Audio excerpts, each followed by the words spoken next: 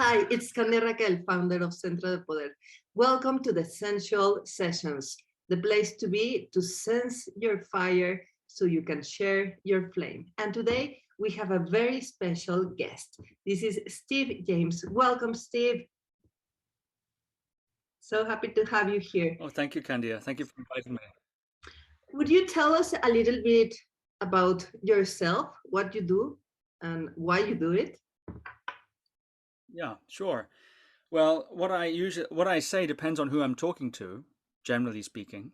But at the most, we could say that I have a podcast, Guru Viking Podcast, which is, I think you've seen some episodes you were telling me before. And in that podcast, I interview all kinds of people involved in things like meditation, spirituality, this sort of thing, scholars, practitioners, translators, all kinds of interesting people who kind of associated in some way or another with that idea, professors of religion, etc., also philosophers and things.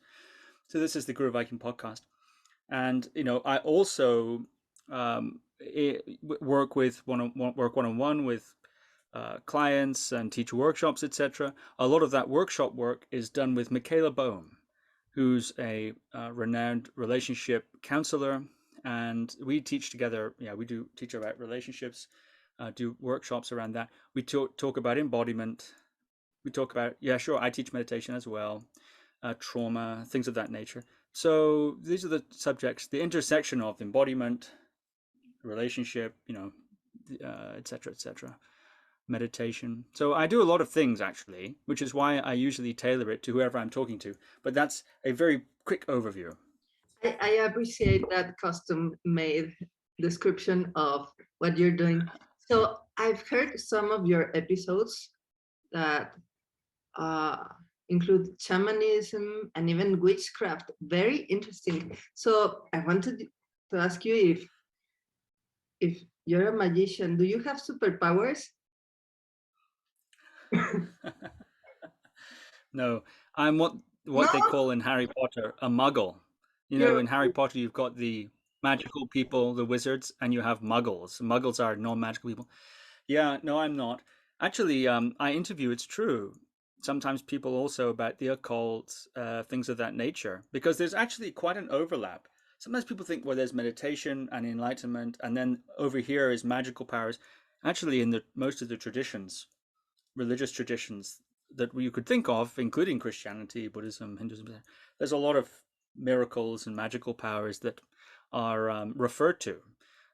So I don't know if it's, I don't have any magical powers. I have not seen any either, but it does come up, and so sometimes I talk to people about that. But some people get confused and they think because I'm interviewing somebody who is magical, claims to have magical powers, then I must also be magical.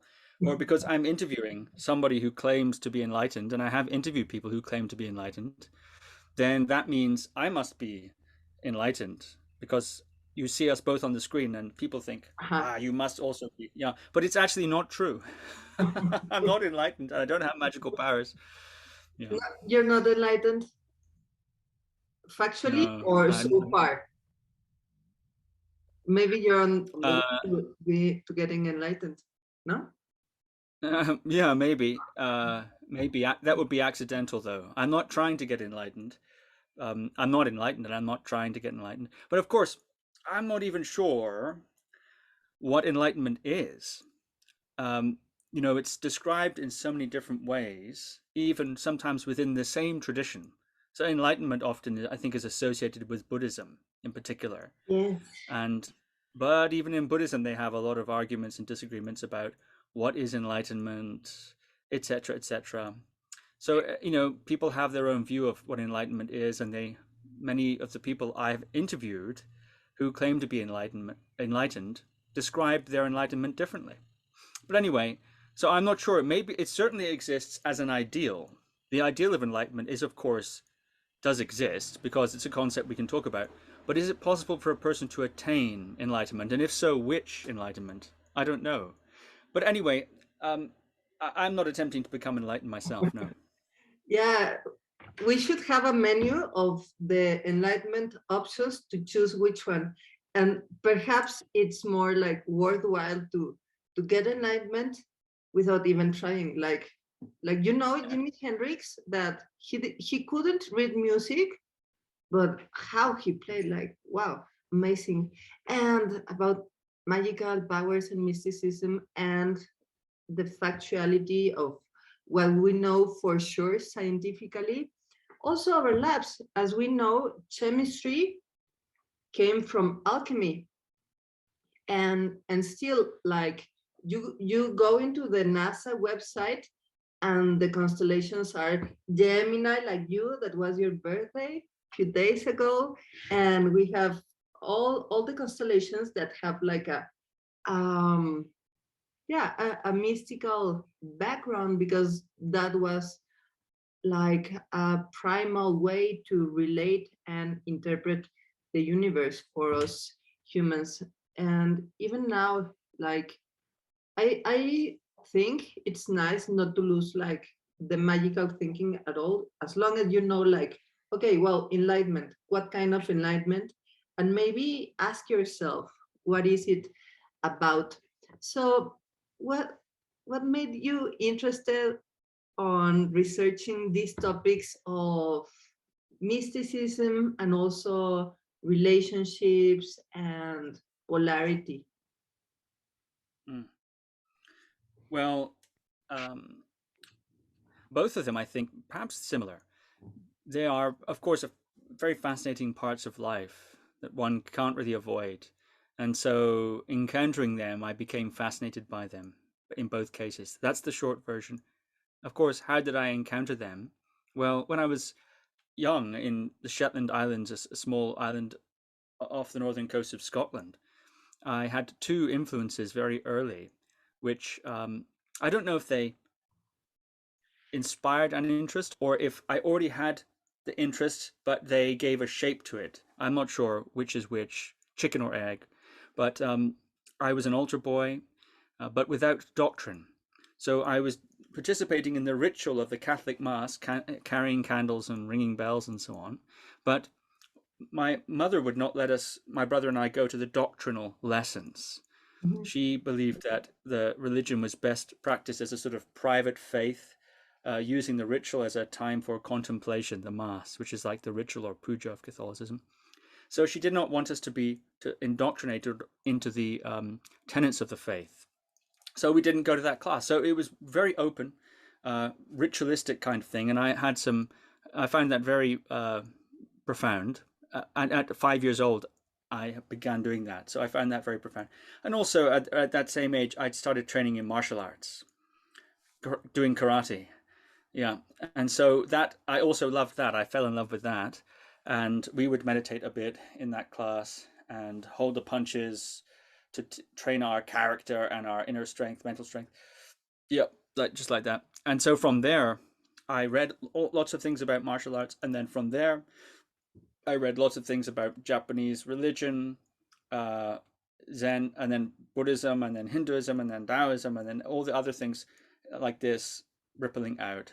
So those are the two roots of the mysticism, and religious, if you want, research interests. Yeah. Wonderful. And how do Mm. you apply that on your everyday life? Like, for example, to drink coffee or go to work, Oh. or I don't know, do you iron your clothes? Um, no, I don't often iron my clothes unless I have to go to some Even formal, meeting, event, or maybe a premiere or a premiere. party where people are dressing nicely. Then yeah, of course I iron my clothes then, but not when I'm just hanging around the boat. Yeah. Yeah, well, how do you apply all that to hang around the boat? Like, how, yeah, is it useful for the everyday things? Well, Or yes, how is it useful, I would say.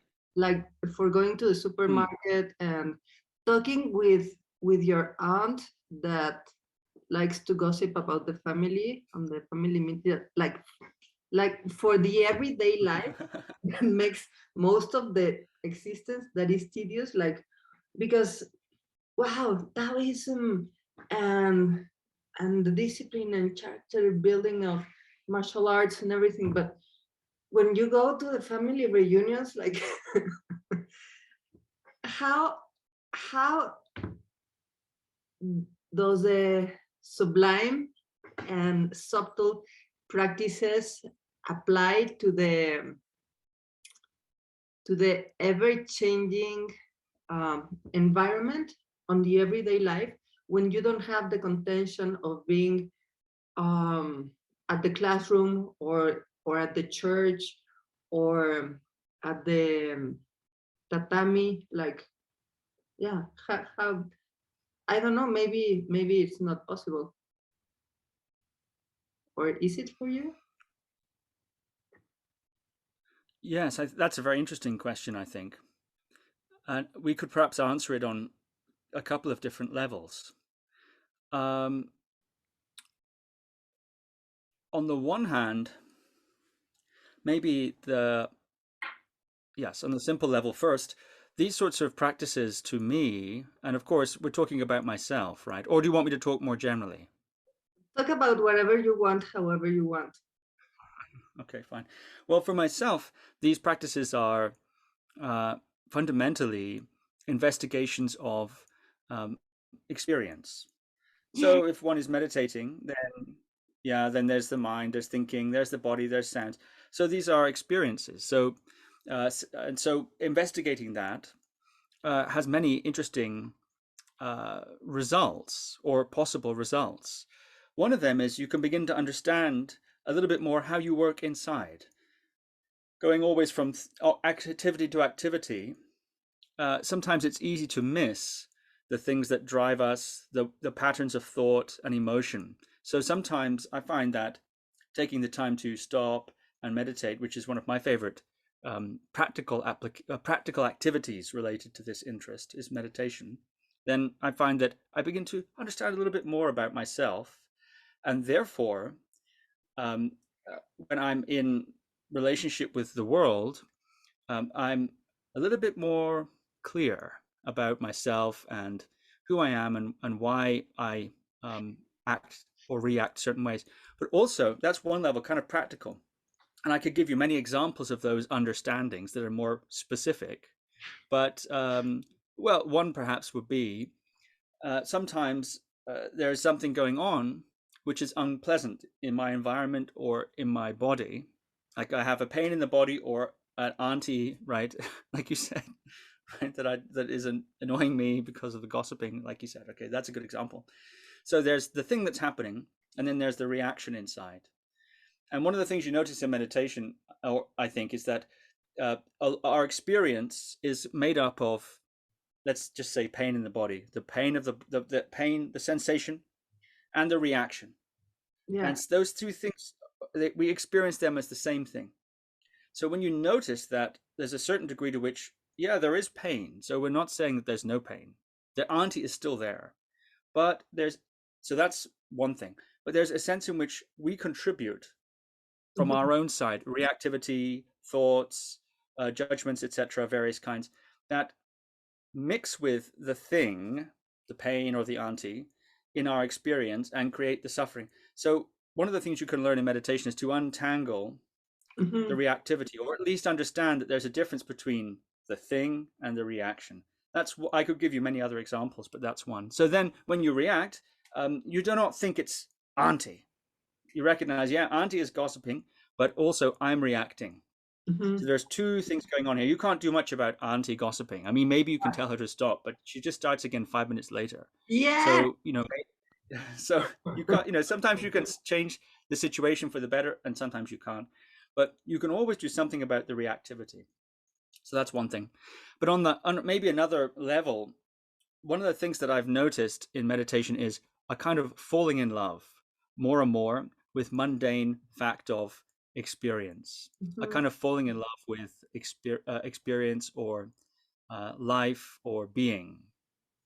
And that when you fall in love with anybody or anything, as you know, it makes things easier to deal with. If you're in love and auntie is complaining, in a way, it's okay because you're full of love Mhm. for for your partner or your new partner, right? It's not such a big deal. So I think there's also something to be said for that, to begin to see, when you're full of the love for your recently um, acquired partner, you look at your auntie and say, well, yeah, she's complaining, but she's not so bad. Oh, actually, she's kind of beautiful in a way. Or isn't it interesting? Oh, I will not always have auntie here. So you see more of the positives as well as the negatives. So I think something like that too. So there's insights that come from the practice, maybe even biological changes like less stress and so on. Okay, that's one level, but the other level is a kind of more of a beginning to fall in love with the mundane, so that even mundane things become somewhat become more and more beautiful. Yeah. Yeah, falling in love with the mundane and making them part of your research of the experience, and then you become like an active participant on the creation, not only the recipient of the experience, but an active participator and creator of what's going on. Because in any relationship, like the gossiping aunt and you, or your shirt and ironing and practicing something super boring, there's like two parts, and something else happened when they come together, like a third thing called the outcome or the relation, or in in complex system science, the emergent properties that were, or alchemy, that thing that was not available when the components were apart. And you mentioned something interesting, that uh, about the suffering and dealing with unpleasant situations, and how can this awareness and this self knowledge through untangling can can provide like modulation for the experience. So that was in regards to the unpleasant experience. So tell me more now about pleasure. Do you find pleasure on sitting and meditating, like just being there? Is it pleasurable? Yeah. Yeah. Yeah. And where do you Yeah. feel the pleasure? Yeah. Meditation I find very pleasurable or blissful, even when it's unpleasant. How come? So Well, it's pleasurable when it's unpleasant, but it's not painful.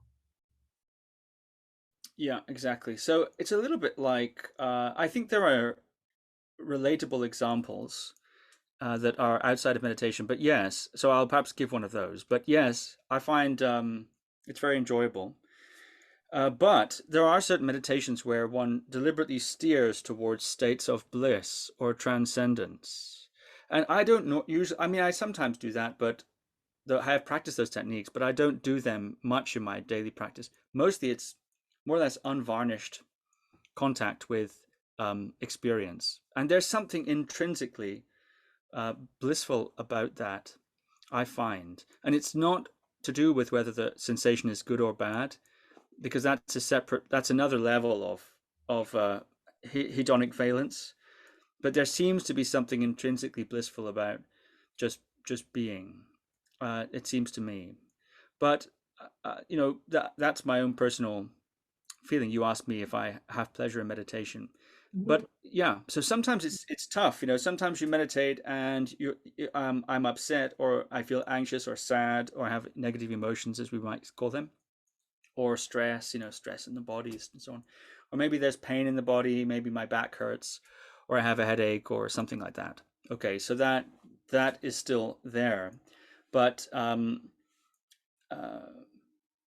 nonetheless, or sometimes I feel happy and cheerful in my meditation, but sometimes that just sort of eventually fades as well. So those sort of transient, good or bad, Mhm. that Mhm. happens, of course. But behind it, or in between it, or even the stuff that all that is made of, seems to be bliss, but not bliss like checked out bliss, wriggling with bliss, eyes rolled back in a different dimension bliss. But ordinary, Yes. just being here, just breathing this air, feeling this body, hearing these sounds, that bliss in that. So it's not bliss somewhere else that you get to when you become very good meditator.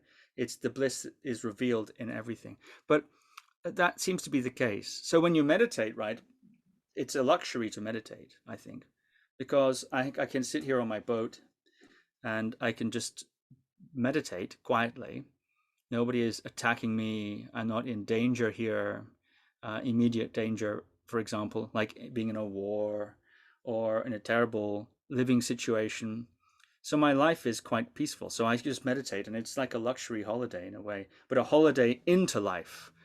The problem comes for me more when I'm so busy. I'm so busy that I forget that I'm here, something like that. But anyway, Yes. where do I feel the pleasure? But yes, in the body. Sometimes it's a glowing in the chest, or it goes down the arms into the hands. So the body becomes full of a pleasant, blissful feeling. Sometimes it's in the throat, coming into the face in a smile.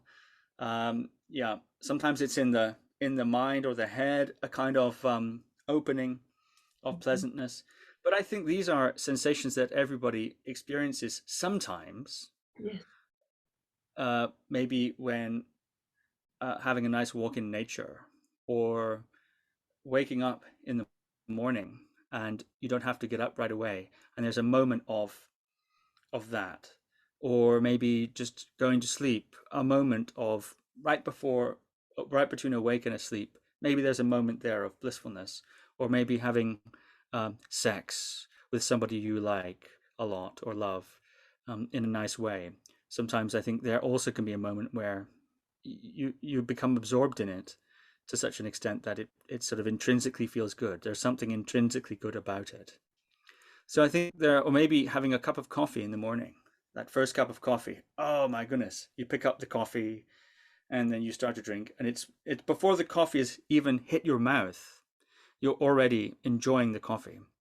So I think all these sorts of things, maybe are little hints of what I'm talking about. But anyway, now I hope I don't sound like it's something lofty or a high attainment. Not at all. You're just asking me about my own meditation. If Yeah. I feel pleasure, I say yes, I do. Yeah. And it's wonderful that you mentioned it's not lofty or high attainment as enlightenment, as it's Right. sold as enlightenment, but in a way, it's also part of the entangling or the findings on your research of experience through untangling that experience through meditation. And I wonder, like, from your standpoint, being a guy, yeah, you're a man, no? Yeah, I think so. Last time I Yeah. checked. Yeah. And it's nice to listen how you describe your experience of pleasure bodily, and it's not something that I usually listen guys express with that freedom. um and well, I have friends, but I don't talk much about pleasure or how it is it for them to have a good time besides beer and football.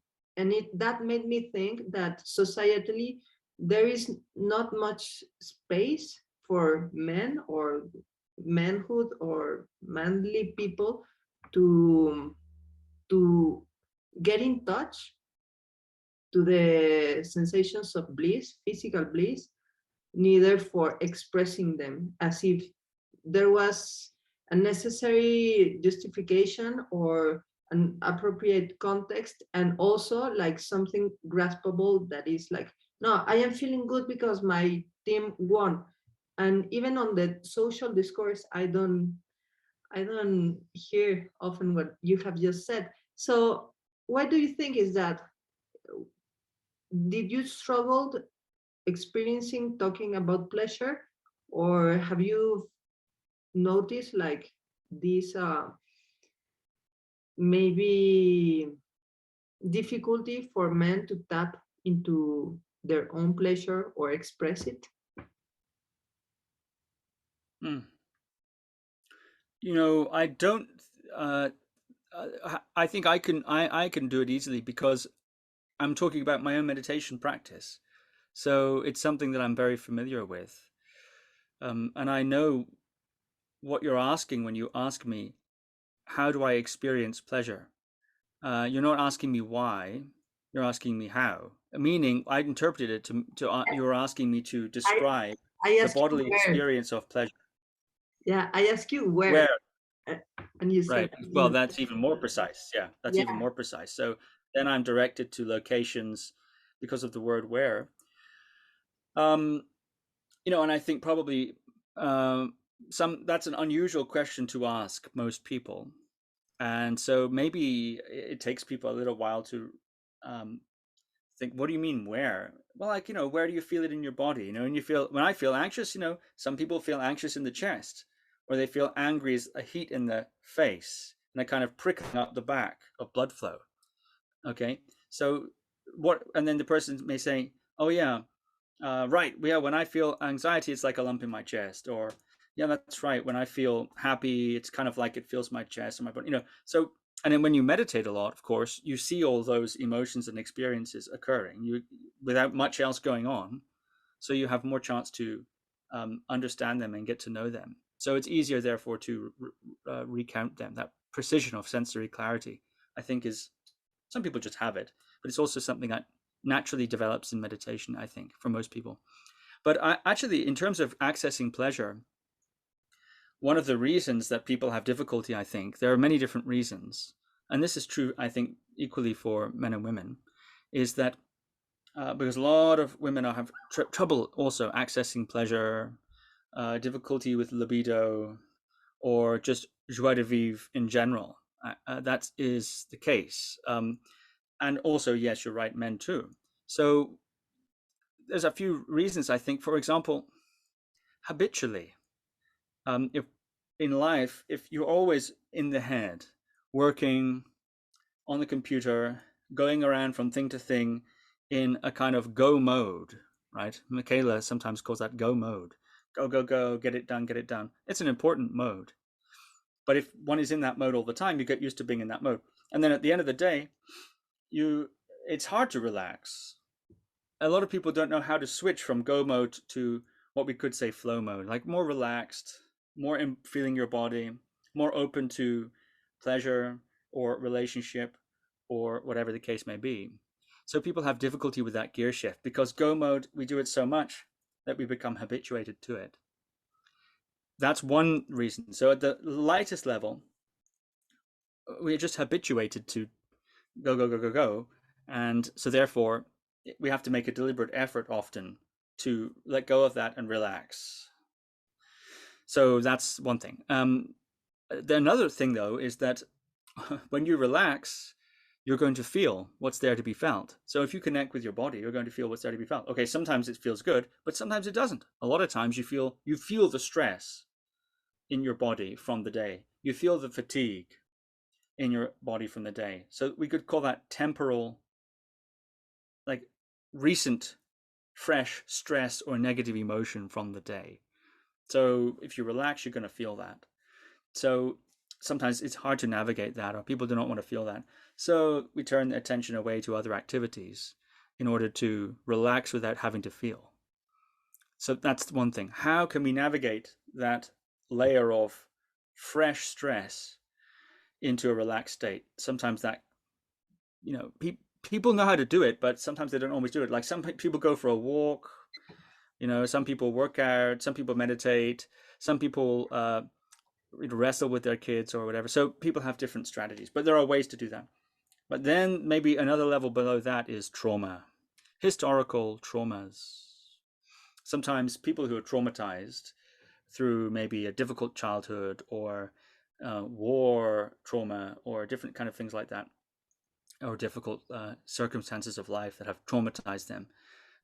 It's also very difficult for them to connect to the body sometimes because it hurts, because it's painful. The emotions are painful. The body is painful. So it's that is another thing. So sometimes people who think it's good to feel the body, they promote embodiment or pleasure or whatever, thrust people into their feelings, thinking, well, it's always good to feel, it's always good to feel.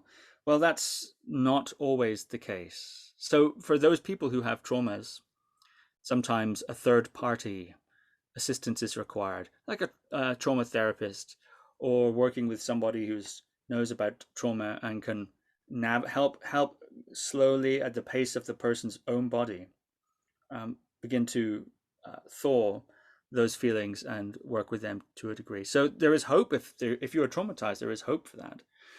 But of course, that's another reason. So I've given 3 reasons: habitual um, go mode, and second reason is just temporal stress of the day. It's not trauma, but it's just kind of stress of the day and emotions and things. Oh, I don't want to feel that. I'm already tired. I don't want to have to deal with that. So then the third one is perhaps more long-standing trauma. Those are 3 reasons why people in general have difficulty accessing Pleasure. feeling, and feeling is the place where pleasure happens. So it's not only the place where pain happens, it's also the place where pleasure happens. But you can't have both. You can't have one without the other. If you open your faculty of feeling, you're opening to both pleasure and pain. Yeah, Yeah. and you need to have something inside of you in order to sustain like the fullness of experience, even in its contradiction. And regarding Yeah. the flow go, is it relaxation a requirement for pleasure?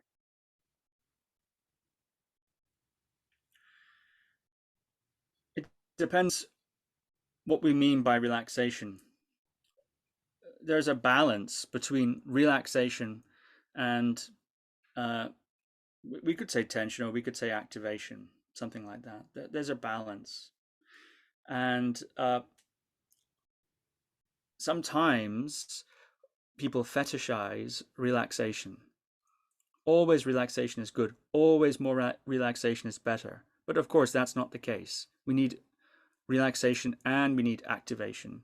We need the parasympathetic and the sympathetic.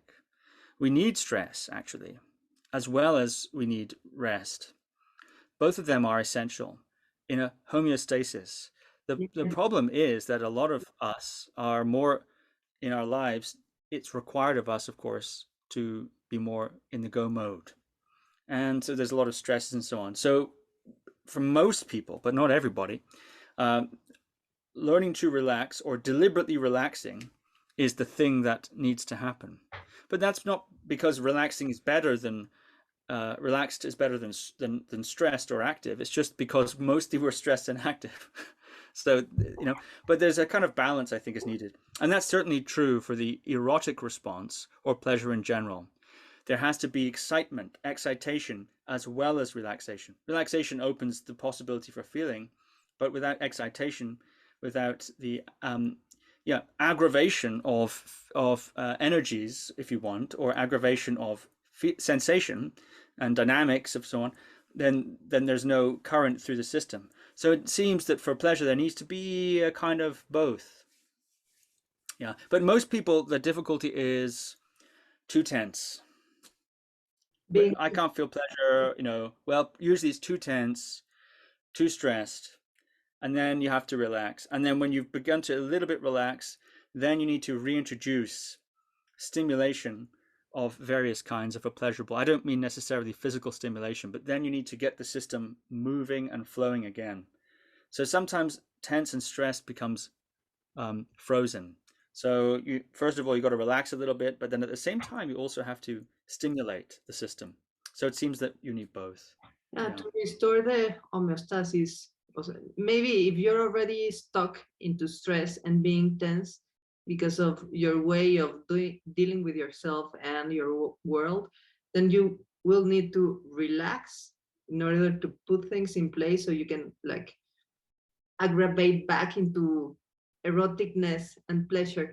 And in this image of go versus flow, mm, on the beginning when you just mentioned, I thought like, oh, okay, flow, like floating in the Caribbean in Tulum and doing nothing, like that kind of flow.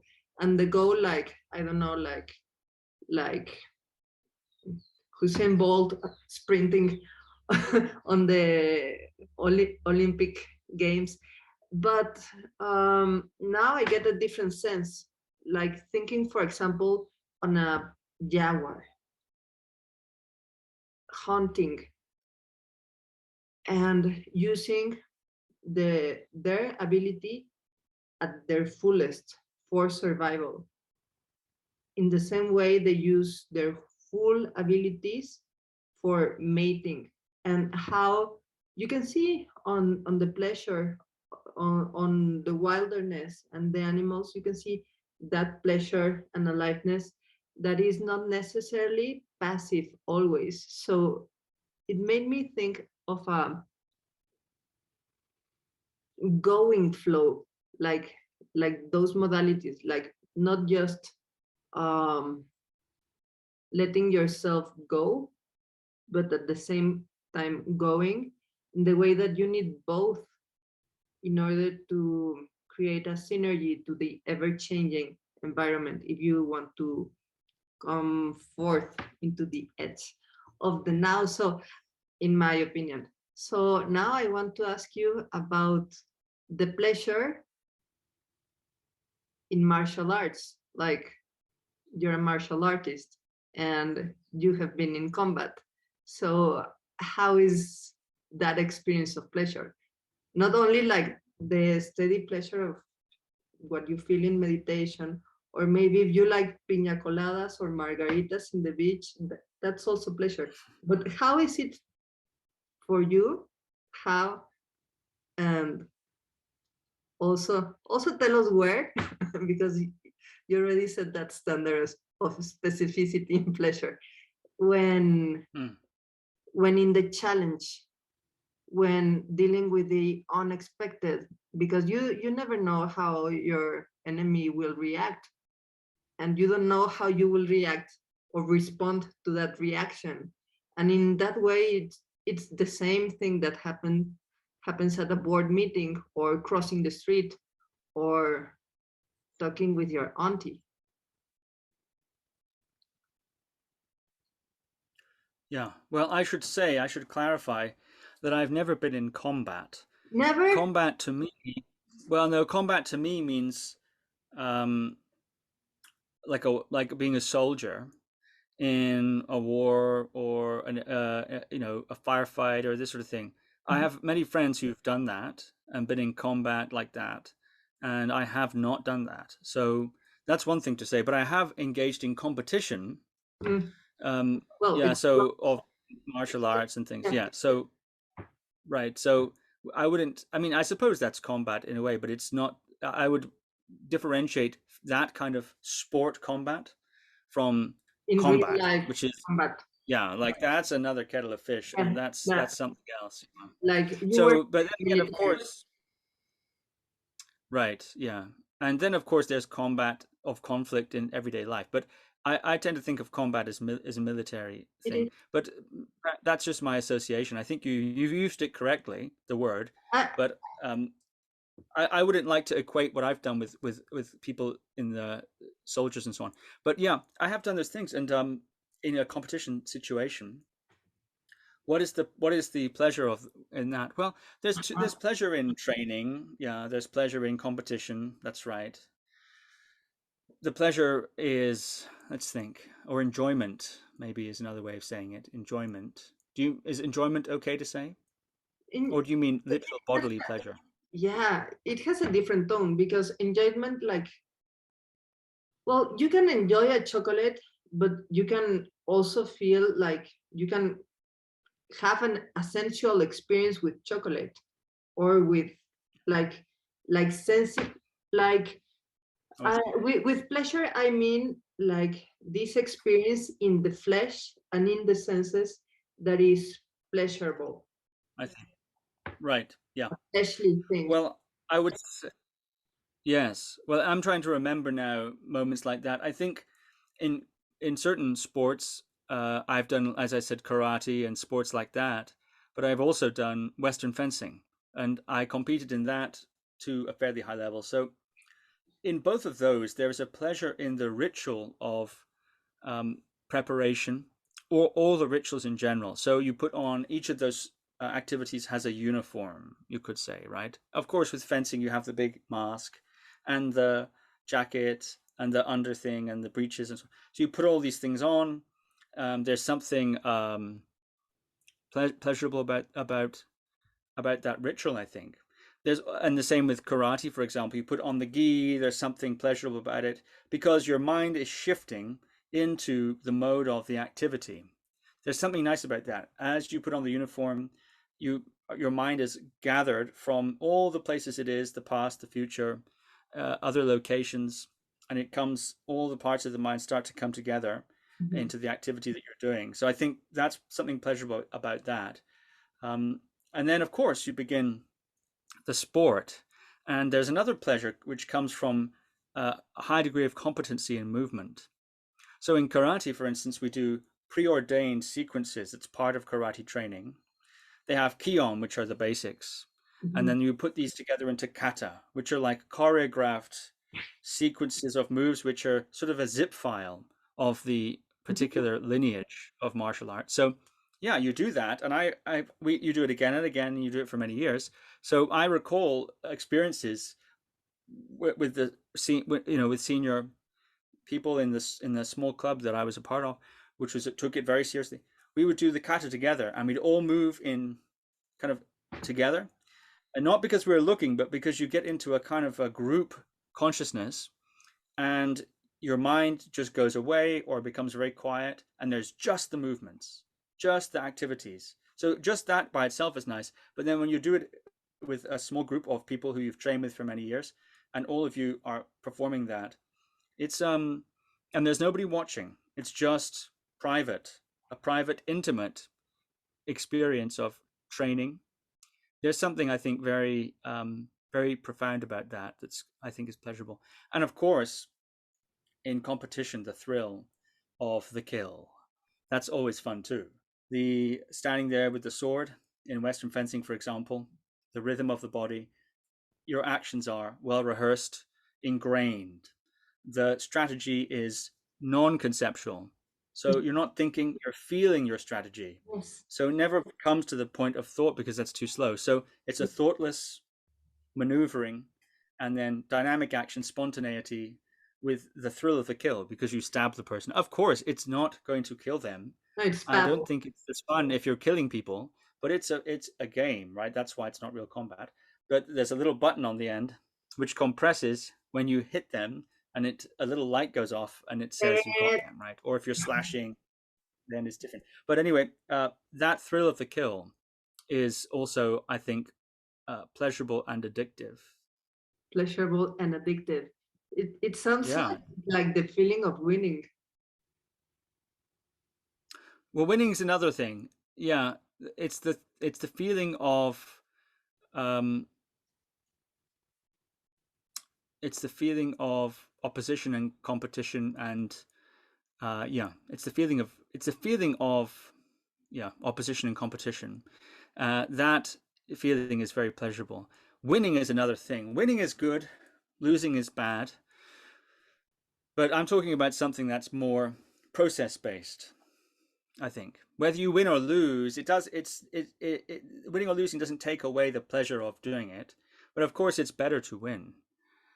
It's much better to win than lose in these competitions. People say, "Oh, it's okay. I will learn something." Yeah, okay, sure. But really, it's much better when you win. Yeah, of course, because when you lose, you learn what not to do in order not to lose.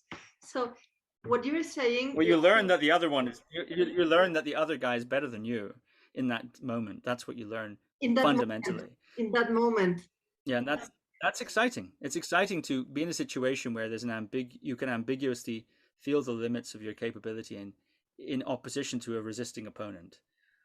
I think this is pleasurable, clarifying, relaxing, liberating, because all that exists is that competition, that you know between the two of you. That's all there is, and it's a simple act with predefined rules. And then you just test your physical and mental prowess as well as the quality of your training. as well as pitting your genetics against the genetics of the other person. All this comes into play, as well as your psychology and your mental toughness, as well as your mind games. The psychology of competition is very important, etc., etc.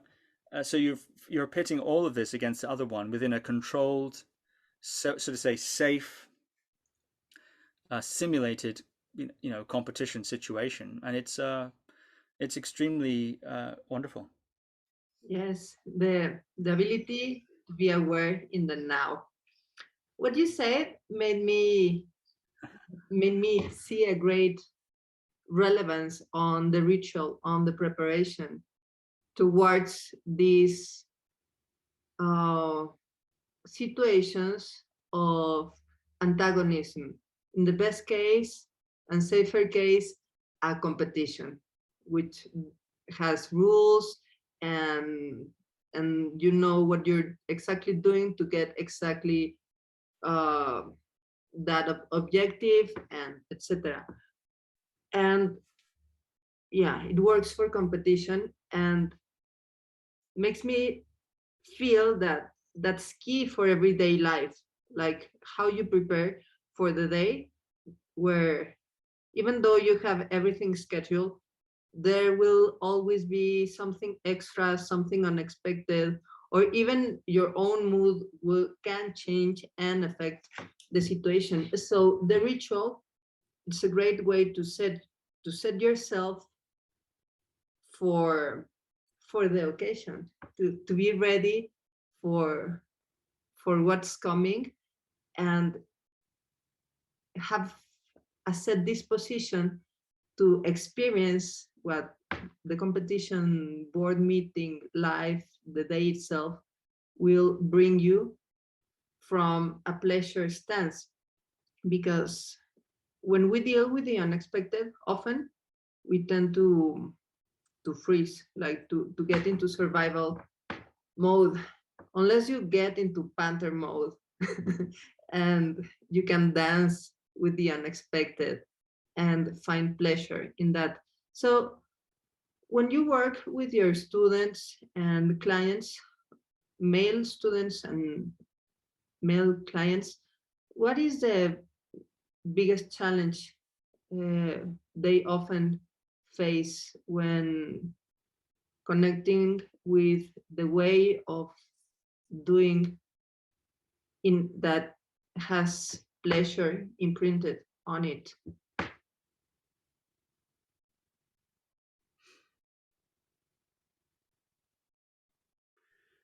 Well, that's an interesting question. What is the biggest challenge of you're specifically asking for my male clients? Yes, guys.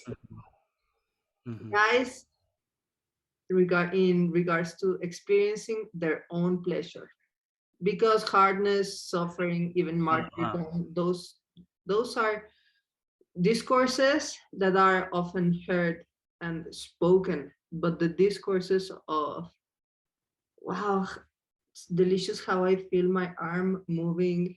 I see. Right, right, right. Okay, yeah, now I understand. Well, in addition to the things that I mentioned before, like being always in the go mode, and not knowing maybe how to de-escalate into a more relaxed place.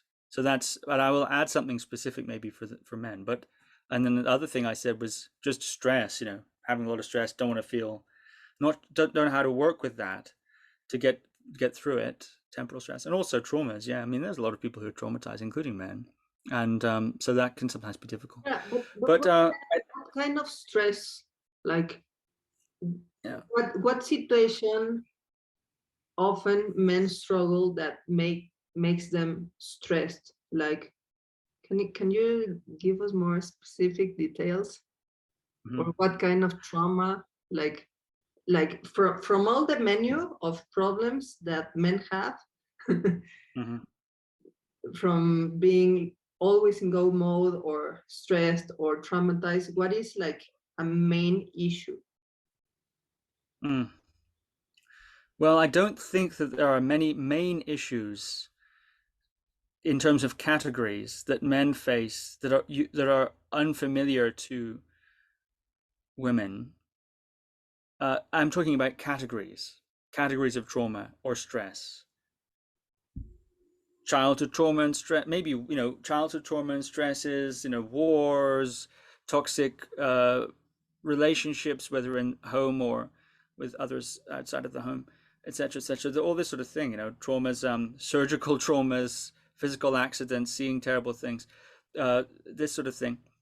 These are traumas that are, I don't think they respect gender particularly. And same for stress at work, stress at home, difficulty in family relationships, financial stress, health worries, etc., etc. Negative emotions, the same, and habituation to go mode. I think that's common in both, in all people. I don't think it's particularly, one thing maybe that some men might think about is sometimes when people talk about feeling in general, feeling emotion, feeling pleasure, whatever, or feeling pain, Stoicism is vilified. And I think that's a mistake. So, Stoicism, I don't mean the philosophy, I mean the sense of being able to be unmoved, or basically being able to put your emotions to the side and deal with the situation, or to be in a time of stress or conflict or difficulty and be able to rise above the emotions, to put them down, put them to the side, put them away, to operate from a position of coolness. That ability, sometimes that's seen as stoic, oh, things are going wrong, there's some uncertainty, what will happen next, but this person is, you can always depend on this person to be stoic. So then people often with their emotions come to such a person and say, I'm worried about this, I'm worried about that. And the person will listen, and just their presence often is enough to be a relief. And they will give perspective, etc. So, but sometimes it's not a communication of information that's going on. It's a kind of exchange of um, uncertainty with an emotionality with stoicism. So anyway, I think that's a really good trait, and it's a very attractive trait, it seems. So I think sometimes there's a mistake made, which is, oh, you men, you don't feel your emotions, which is not true. Men feel very profoundly and very deeply. You don't feel you don't talk about your emotions. Well, that's different to feeling them. You don't talk about them the way I want you to talk about them. Well, that's different to talking about them. So, but anyway, so this sort of stoicism is sometimes vilified. So I think it's important to be able to shut off feelings, park your feelings in certain situations. It's also important to be able to access your feelings to collect better data, because your feelings tell you things, or to be able to navigate better the situation. What do I want to do? What feels good? What doesn't feel good? And also for maintenance. If you pack all your feelings down all the time, and as a main strategy, and you don't ever go in there and feel and clean it out, then of course it's not good. You're just packing stress and into your body. It's not good to do that. So it's important, I think. So I think sometimes some men think that connecting with feeling means um, relinquishing that capacity to uh, of stoicism. So I think it's important to have a balance of these things. Tough um, ability to put the emotions aside and so on when needed, but also to feel when needed. So it's a little bit. We're back to go and flow in a way. It's not one or the other. Mhm. Yeah. So I don't know. Maybe that's something I'm kind of reaching here, because I don't think there are a great many uh, challenges here that are gender specific. It depends culturally. Maybe there's cultural feeling that a sense that feeling is not manly. Yeah, Um, but then you see men at a football game expressing feeling, or enjoying a beer and expressing feeling, to use your two examples of beer and football. Well, that's not real feeling, that's fake feeling. Well, maybe it's fake feeling, but I think it's not. I think it's real feeling. So there are venues of feeling. yeah, I don't think it's a massive problem specific to any subcategory of person. I think the dynamics are somewhat applicable to all people. Yeah. Well, that's great that where you are and your experience has been so like respectful for men in that sense, because here in Mexico we still live in an awful macho culture, and for a man to express pleasure that is not a societally approved in a certain context pleasure, then the poor guy is deemed as a gay. And for some friends in the US, even like people, guys that are very aware of their bodies, Feldenkrais practitioners and martial artists, like in their context, it's like inappropriate as a guy, as a man, to express pleasure, to, yeah, like, and by, because expressing pleasure would not be like gay, like it's here in Mexico, it's said with a worse word. It's said eres puto or eres maricón. That is like it. That's an insult. And in these friends that I've talked with, more or less on this tone, the term is sissy. So there's like a societal frame that bullies those men who express pleasure, and so they don't express it, like unless it's football, and it's like I believe that it's true feeling and true pleasure, but it's a mannerism and an approved setup of the expression of pleasure. And therefore, my opinion is that when pleasure, like, okay, you can feel pleasure in a very steady, quiet way, but if you're not expressing through movement, can be like, I don't know, like this Madonna wise, or can be like maybe in, I don't know, in Bruce Lee wise or Muhammad Ali, that he was very expressive. Um, then there's a risk of repression, and yeah. So my inquiry was more in that tone, like how you deal with this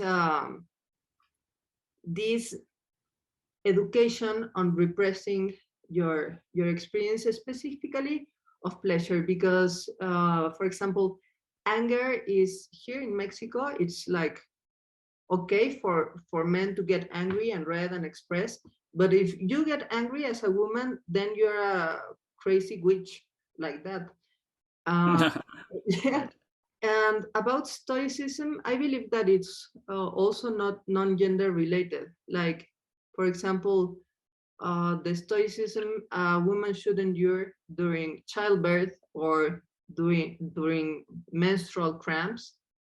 It's like, okay, you go to school, you go to a presentation, or you you tend to your family, and you're like really giving birth to blood clots, and like no one notices, or yeah, Yeah, that's a good example. or being That's my point. Actually, that's or my point. This is not specific to the whatever gender you are. or being a ballet dancer and like having a toenail detached, and having a Mhm. composture, or also being a boxer and having a composture. I believe that that's important, like as you mentioned, as part of the self, of the detangling of your self organization for self towards self knowledge and better like synergy with the environment. But when it's like a stoic and a deliberate composture and not repression. Yeah. Well, everything has a disadvantage or a danger. If you're crossing the road, you might get hit by a car. If you um, are stoic, you might be repressed. But if you're expressed, you might be narcissistic. So everything has a possible extreme that, or a possible mistake, or maybe sometimes several. it's possible to become so absorbed with one's own feelings that one becomes sort of subfunctional, essentially, or a bit narcissistic, a bit self-involved. A little bit the world revolves around you. And so when it comes to men and the way they express pleasure, of course, the culture of Mexico, I cannot comment on that. You're the expert on that, being as you are in Mexico. I cannot comment on that. But as a general principle, rather than saying to men, you're not doing it right, you shouldn't be. Your football is a cultural um, uh, pretense or a cultural affectation. What you should do is move. You should move. Mhm. Well, I'm not sure about that. I mean, you should dance, or you should, do it. You're doing it wrong. Do it the way I do it. Well, yeah, maybe there's advantage in opening up the different ways in which one can express oneself and the different means by which one can connect with one's feelings or whatever, seeing as we're talking about feelings today. There's a advantage to having a range of them. For sure, that's the case. But perhaps the movement, the way you feel to express pleasure, is also just one way. If you can't bliss out at a football game, maybe your pleasure practice is limited in ways that are invisible. Because it's all about moving and this sort of particular way of feeling pleasure and describing where it is in the body. That's not pleasure. That's just, these are adjacent to pleasure. These are pleasure adjacent things. So perhaps the person in the football game has as much, if not more, pleasure than the person who is sort of moving the body and describing all the nice things they feel. The point is, I like to start in a situation like that. Okay, if a person comes to me and says, I want to connect more with my feelings, for example, I mean, I don't go around knocking on people's doors saying that they should do that. But if someone comes to me and says that, well, the first thing I would probably do is listen. Where in their life do they feel? Where in their life do they express their feelings? What are the things that already they feel deeply about or that they react to? And like I said before, it could be something like having a nice beer at the end of the day, or having a nice coffee in the morning, or looking at the children, or et cetera, listening to music, or different things like that. Where is this person? Where are their doorways or gateways to feeling and pleasure specific to them?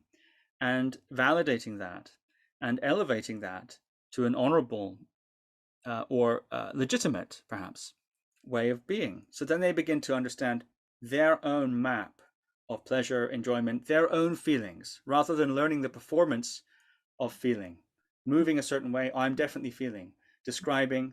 Sometimes we can take these behaviors on and we think we're doing something, but we're actually ourselves still just performing the act of what looks like the real thing. So I would start there, listening to a person. Where do they feel? And it may not be where you think they should feel or where you're used to feeling. Or you might think, oh, you only feel like this. I cannot relate to that. You should learn to do it like me. Well, I mean, that's one way of doing it, but I prefer to, with an inquiry approach, what is this person's map rather than imposing my map? Mhm. Of course, my map is good for me. Their map is good for them, and there's a lot we can learn from each other, and there's a lot they can learn, from other ways. I'm not saying it's totally about that what that person already does. We can learn new things, but I like to start with what they already have and go from there. I like a And then they say, "Oh, I'm not so bad after all. I can feel after all." Now you ask me. It turns out I feel a lot of things, and I express my feelings in all kinds of ways. I didn't even really think of it like that. Interesting. Now I'm more open to the idea. Now I understand how who I am, you know, can connect to new ways of doing things. I think this is a nice trajectory. yeah, I like a lot that way of the realization of the experience that was already going on, and that was the orientation of my question about mainly pleasure in talking not about pleasure as a feeling like I am happy or not pleasure as an emotion, but pleasure like neurophysiologically as a sensation that you sense and experience through your senses in the same way that you experience pain. Like a paper cut is clearly pain, and a ripe fruit is clearly pleasure, and that's like a clear neurological guidance for survival for all animals and maybe plants too. So it's great, this image of getting in touch with the map, self mapping, um, according to the person's terms, and not leading toward an imposition of a should, an ought, a must, that can be as detrimental as what we've been speaking, that leads to repression, no? But like uh, self-realization. So would you tell us a little bit more about how can one map that experience of pleasure? Mm. Can you give us a little exercise so we can have it on the flesh and not only on the discursive thinking? Mm. Well, mapping, you know, when I say that, what I'm trying to say is that if as the if you want therapist or the person helping the other, um, I would want to begin to um, understand that person, and in that process of my discovering more about them by dialoguing with them, the chances are that they will also learn more about themselves. So, because of course, sometimes you don't know, you think something or until someone asks you. So that dialoguing process can be very interesting. So I think that's what I meant there by mapping. So if you wanted to do that with somebody, I think you would simply, and the premise, of course, is that someone has come to me to discuss that topic or topics related to that. I don't know if I would cold call people with this sort of a thing, but so if you do that, it's simply a case of being interested to understand their experience, not constantly always relating it back to your experience, or constantly always relating it back to a method or a theory or a system that you've learned that is the way of doing things. So I think it's good to have your understanding of yourself, and it's good to learn theories and systems and methods and so on. But when listening to somebody talking about their own thing, I think it's good to try to get into their world and understand them. That's actually one of the reasons I like to have my podcast, because I interview people and I enter their world for that period of time. I go into their world. It's so amazing and interesting. But in terms of feeling the body, well, actually, one of the best ways to feel the body is something simple, like wriggling the fingers and Ah, toes or yeah. waggling the eyebrows. Yeah, wiggling the fingers and toes, because, for instance, in a period of stress or fight or flight activation, it's very common to dissociate or at least become very tunnel vision like this, and that's necessary in certain situations, like running away from a tiger or something. But what about when you're on a plane and there's a bump in turbulence and your adrenaline spikes? So this sort of thing, or you're in a conflict situation of Oh, like this. arguing with somebody that you don't, are having an argument, and you lose yourself and you can become sort of possessed by the patterns of the argument, etc., etc. Or you're anxious and worried about something, sitting in your house thinking about something that might be happening outside in the world or in your life, maybe is coming. There's some bad things happening, and you're worried about that, and you're stuck in those loops, or stuck, gripped somehow. Then a really nice thing to do is to wriggle the feet, wriggle the toes, and sometimes the hands, just opening and closing the hands, something like this. That brings the attention down into the body. It prevents freeze. It prevents, or it can, well, not prevents, maybe it can interrupt freeze and thaw a little bit. So it doesn't have to be a grand gesture. Sometimes in public or in a situation, it's not possible to make a grand gesture. So just wriggling the toes Like and this. so on. It's very interesting. One of the strategies that is used for talking from a therapeutic point of view, talking to somebody who's describing something very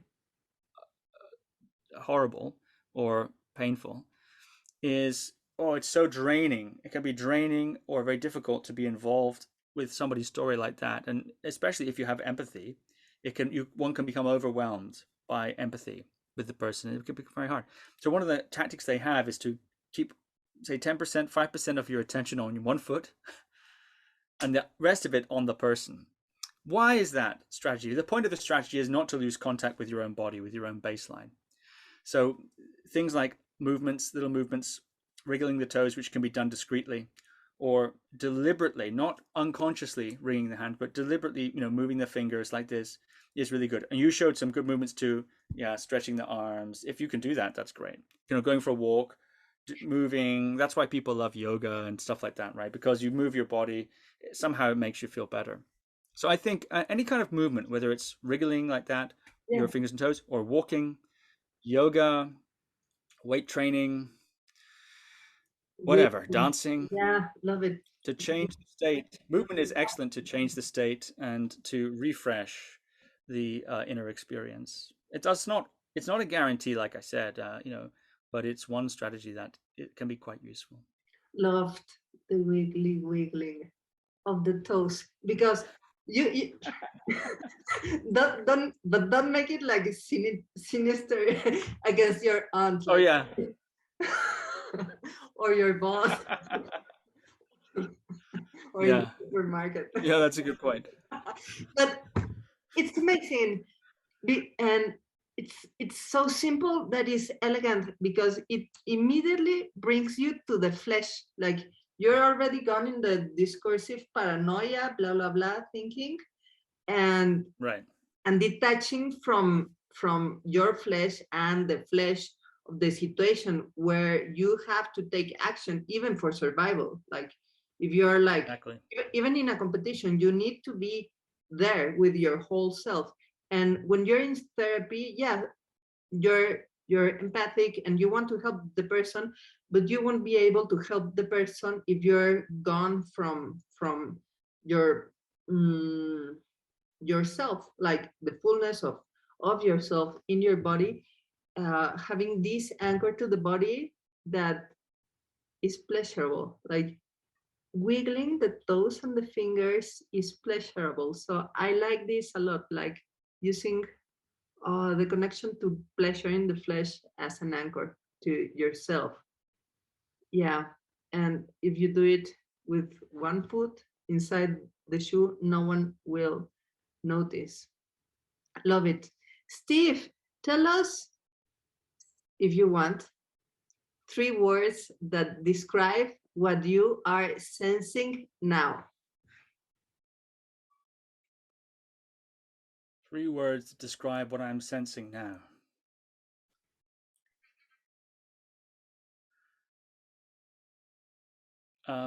Maybe 2 words. Just happening. Just happening. Great. You feel just happening. Well, if you add the now, then we have 3. Just happening. The time is not a relevant factor. I'd say just happening. Just happening. Love it. Thank you very much, Steve. This has been an awesome episode. Tell us, where can we find more about your doing? How can we contact you? Thank you, Candia. I've enjoyed it very much, actually. This has been so interesting, and the questions you've asked, and the discussions, and your sharing of your expertise also. I find it very stimulating. So thank you My for pleasure. inviting me. Yeah, my website is guruviking.com. Guru, Guru Viking, Viking.com. And also that's on Instagram and so on. But guruviking.com on YouTube, guruviking.com in Spotify, or rather, if you look for Guru Viking on YouTube, Spotify, SoundCloud, etc., Apple Podcasts, there you can see my podcast. And if you go to guruviking.com, there you can see all the different works that I do, ways to learn things there on guruviking.com. Great, amazing. So go find Steve James at Guru Viking everywhere. You should be following him right now. And also, if you haven't already subscribed to the Essential emails, go to centraldepoder.com and subscribe so you can get these episodes delivered weekly to your email. So Thank you for watching. See you next time. And remember to sense your fire so you can share your flame.